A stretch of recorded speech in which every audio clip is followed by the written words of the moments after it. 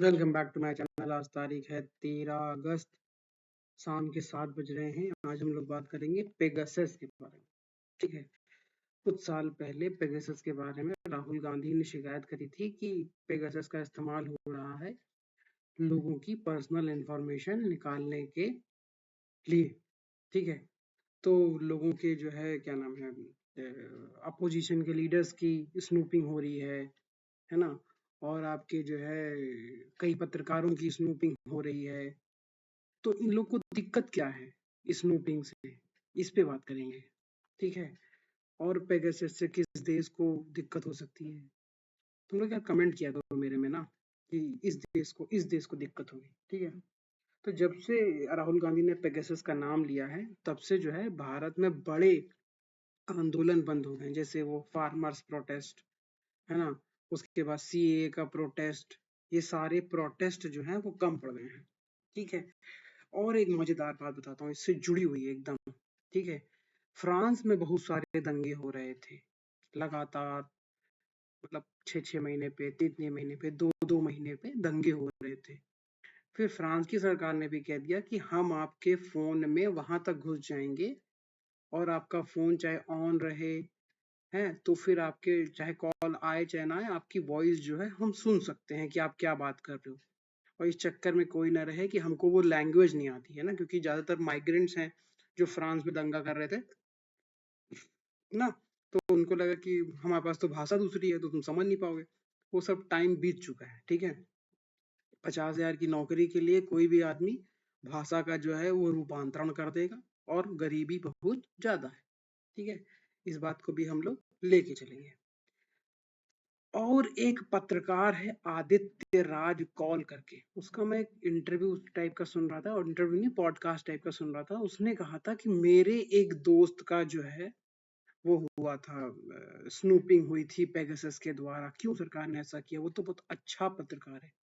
अगर वो एक अच्छा पत्रकार है तो उसके चाहे फोन की स्नूपिंग हो और चाहे ना हो, उससे कोई दिक्कत नहीं होनी चाहिए। और आदित्य राज कौल वो आदमी है जो कि बीबीसी के लिए रिपोर्टर रह चुका है।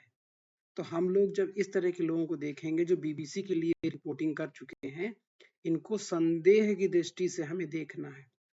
जो न्यूयॉर्क टाइम्स के लिए रिपोर्टिंग करते हैं, है ना, जो बीबीसी के लिए रिपोर्टिंग करते हैं, जितने भी इस तरह के चैनल्स हैं। अभी तक तो इसमें कनाडा और ऑस्ट्रेलिया भी शामिल था, बट अब ऑस्ट्रेलिया थोड़ा दब गया है ना। ऑस्ट्रेलिया को समझ में आ गया है कि हम यहाँ पे साइड नहीं ले सकते हैं, तो ऑस्ट्रेलिया अपनी साइड है। न्यूजीलैंड को समझ में आ गया कि हम साइड नहीं ले सकते हैं। ठीक है, ये कतर वाला आपका क्या नाम है उसका, अल जजीरा, ये completely anti India pro American channel है। और ये भी हमको ध्यान में रखना चाहिए कि जर्मनी भी अमेरिका का वसाल स्टेट है। आपका कतर भी अमेरिका का वसाल स्टेट है। ठीक है, ये लोग वही काम करते हैं जो अमेरिका चाहता है। तो इन लोगों के जब पत्रकार जब आपसे कोई सवाल पूछते हैं या किसी चीज पे डॉक्यूमेंट्री बनाते हैं, तो हम लोगों को उसको संदेह की दृष्टि से देखना है। अब वापस आ जाते हैं पेगासस पे। एक सर हैं पवनीत सिंह करके, ठीक है, वो यूपीएससी पढ़ाते हैं। ठीक है, तो उन्होंने एक वीडियो बनाया कि अभी कैसे कांवड़ यात्रा के बीच में एक वीडियो वायरल हो रहा था बहुत तेजी से, है। तो आईबी के लोगों को पता लग गया, फिर रॉ के लोगों को पता लग गया, है। तो फिर उसका जो है सोर्स ढूंढा गया, तो व्हाट्सएप के लिंक के द्वारा वो जो है तड़ातड़ तड़ातड़ शेयर हुआ था। और जैसा कि मैंने कहा, पेगासस जो है वो कंप्लीटली भारत ने इंस्टॉल कर रखा है, उसकी सर्विसेज ले रखी हैं। उसकी सर्विसेज मोहम्मद बिन सलमान ने भी ले रखी हैं। ठीक है, ये भी बहुत इंपॉर्टेंट डिटेल है। तो इस तरीके से जो है उसको वो कर रखा है। तो उससे पता लग गया कि ये लिंक कहाँ से जनरेट हुआ था, मतलब बहुत ताबड़तोड़ जो है वो लिंक शेयर हो रहा था कांवड़ यात्रा के टाइम पे। ठीक है, कि कांवड़ यात्रियों ने जो है एक मुसलमान को पहले पीटा, फिर उसका गर्दन काट दी, और उसको पता नहीं कितना बार मारा पीटा, है ना। उस तरीके से था, तो दंगा भड़काने की एक साजिश थी। तो उसका जब एआई से एनालिसिस किया गया वीडियो का, तो पता लगा वो पाकिस्तान के कराची का जो है वो वीडियो है। ठीक है, क्योंकि उस तरीके से उसको बनाया गया था। तो उन्होंने जो है पकड़ लिया, फिर जो है उसका काउंटर मेजर किया गया। तो एक आदमी जिसने ये शुरू किया था, उसकी एक पंचर साटने की दुकान थी, हाँ, पंचर पुत्र। तो वहां गए, उसको पकड़ा, उसको पीटा, तो उसने बता दिया भाई कि उस पाकिस्तान से एक वीडियो आया था, मैंने उसको भेज दिया, इन लोगों ने मुझे पैसा दिया था। तो इस तरीके से कितनी आसानी से एक दंगा भड़कने से पहले ही उसको हम लोगों ने निदान कर लिया। तो ये ऐसे ही खेल चलता है, ठीक है, कि मुझे ये पसंद नहीं है, मैं इस देश को पसंद नहीं करता हूँ, मैं इसके खिलाफ काम करूंगा, दंगा भड़काने के लिए ये काम करूंगा, थोड़ी बहुत फंडिंग लगाऊंगा, बाकी फंडिंग जो है क्राउड सोर्स कर दूंगा, कुछ ना कुछ करके वहां आग लगवानी है। तो हम लोगों को ये सवाल भी पूछते रहना है कि इस देश का ये पर्टिकुलर न्यूज मीडिया, जैसे कि अल जजीरा हो गया, है ना, ये भारत के खिलाफ बात क्यों करता है? क्या भारत में एक भी अच्छा काम नहीं हो रहा है? क्या भारत में जो मेट्रो बन रही है वो एक अच्छी चीज है कि वो एक खराब चीज है? इस पे कभी अल जजीरा कोई ओपिनियन नहीं देता है ना।